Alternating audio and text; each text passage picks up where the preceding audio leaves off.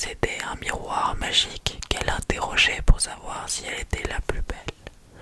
Un matin, le miroir répondit à la reine que Blanche-Neige était 1000 fois plus belle qu'elle. La reine ordonna alors aussitôt à un chasseur d'emmener Blanche-Neige dans la forêt, de la tuer et de lui rapporter son cœur. Le chasseur n'eut pas courage d'exécuter les ordres. À la place du cœur de Blanche-Neige, il a pris celui d'une biche et supplia la jeune princesse de se sauver loin d'ici. Blanche-Neige courut dans tous les sens. Elle avait si peur, seule au milieu de cette grande forêt, qu'elle ne savait où aller. Quand la nuit tomba, elle était épuisée. Elle se retrouva près d'une clairière au milieu de laquelle se dressait une petite chaumière. Blanche-Neige s'en approcha et décida d'entrer pour se reposer un peu.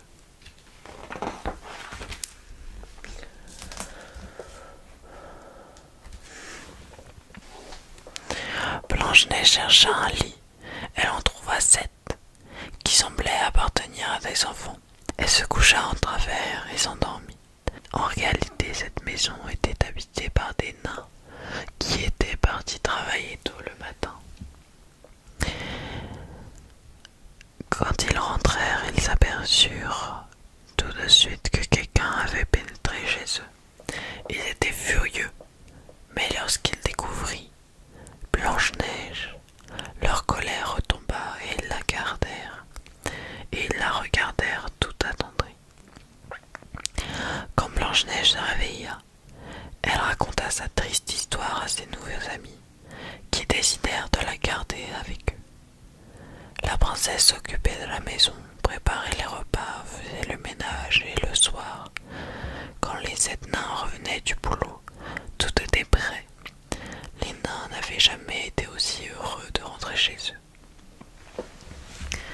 Mais le bonheur allait être de courte durée, car au château, la reine continuait d'interroger son miroir et quand il lui annonça que Blanche-Neige se trouvait chez les 7 nains et qu'elle était encore la plus belle, elle n'en crut pas ses oreilles et folle de rage, elle essaya de trouver un nouveau moyen de tuer cette rivale. La reine prépara des pommes empoisonnées, les mit dans un panier et s'en alla déguisée en vieille paysanne, les proposer à Blanche-Neige. La jeune princesse ne sortait pas de la maison des 7 nains. Personne ne devait deviner sa présence, mais quand la reine l'appela, elle passa la tête à travers de la fenêtre sans se méfier. « Regarde mes belles pommes bien rouges, » lui dit la reine. « Je te les offre. Ce sont les dernières. » Blanche-Neige refusa aimablement, mais la reine insista et Blanche-Neige prit une pomme et la croqua. À la première bouchée, elle tomba, raide, morte.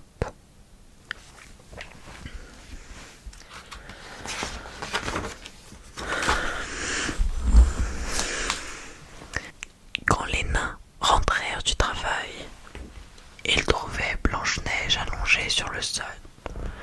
Ils la posèrent sur une chaise pour la ranimer, mais en vain.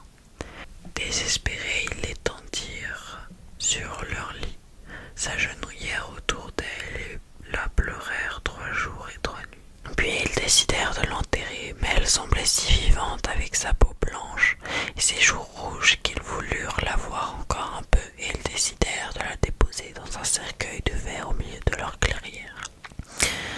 Elle resta ainsi jusqu'au jour où le fils du roi qui passait par là, attiré par sa beauté, s'approcha pour mieux l'admirer. Les nains racontèrent l'histoire de Blanche-Neige, précisant que c'était une princesse.